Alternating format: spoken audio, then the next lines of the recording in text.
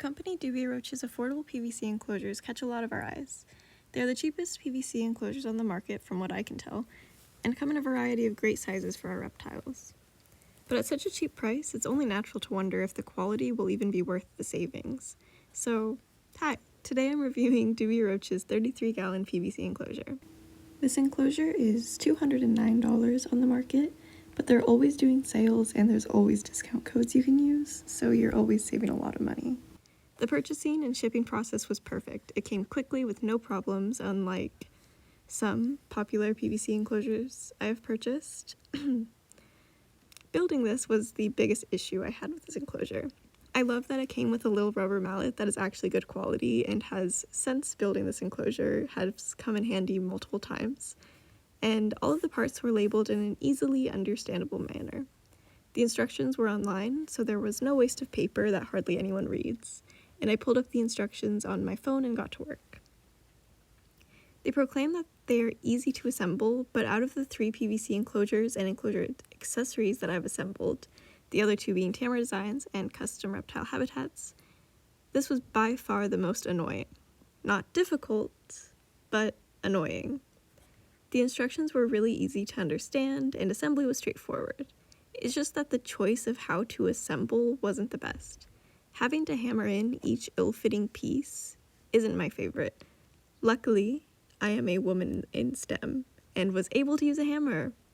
I posted on my Instagram story that I was not enjoying building this enclosure, and I got so many responses that it's just a learning curve and I'll figure it out and it's great to get experience. But I promise that it isn't my incompetence that made it difficult. It was just cheaply made to keep costs down, and it made it annoying to assemble. I will admit I was scared to hammer too hard at first, and I was building on carpet, which the instructions advise against. But even in comparison to when I built my Tamara Designs enclosure, it took 15 minutes of just siliconing the panels that fit perfectly together to keep them together.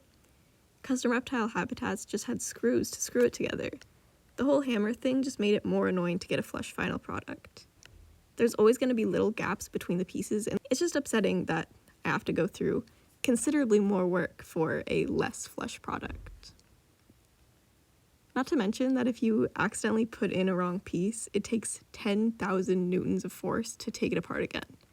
Of course, using the wrong piece is my fault, but still a bit annoying.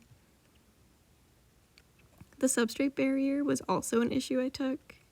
For this particular size, the instructions recommended to use double-sided tape to keep the substrate barrier in place in the enclosure. I'm not really sure why they would even recommend to use strong tape inside of a reptile enclosure when it can cause injury to a reptile's scales. I decided to just silicone it in place, which made me just wish further that I could just silicone all the sides together and be done. But eventually the enclosure was complete. There was also a couple of pieces that were in the box that were not in the instructions at all, so I have no idea what they're supposed to be for. Like, what is this metal strip? It doesn't seem to be that important though. It's been working fine without it, but just something that confused me when I was building it. I do not believe that my critiques on the production and assembly of the enclosures should discourage anyone from buying this enclosure, because it's also the reason for the pros of purchasing it.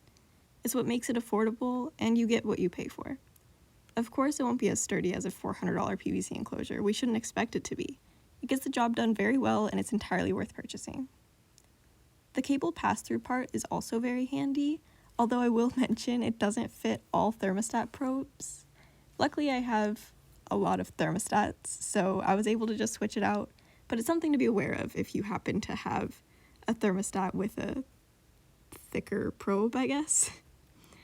Dubia Roaches also recently changed their acrylic doors to glass, which gives it a really nice look and the appearance of a more expensive enclosure.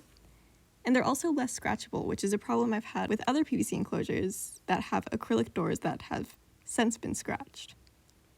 Nebula, my leopard gecko that's residing in this enclosure, however, would like me to mention that the glass doors are very loud and scary, and he's frightened by them whenever I open the enclosure, and I feel so bad every time, so I'm hoping he gets used to them. If not, I'm gonna have to change something, but once again, just something to be aware of.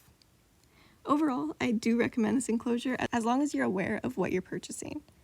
None of its flaws are enough to detest the enclosure or the company. It's a great price and an accessible way for reptile keepers to get a well-sized PVC enclosure for their pets. I really respect their mission to make proper reptile husbandry accessible to everyone. We can only hope that PVC enclosures aren't expensive forever, but until then, it's great to have a variety of priced options to choose from. Let me know if you've tried this PVC enclosure out and what you think of it in the comments.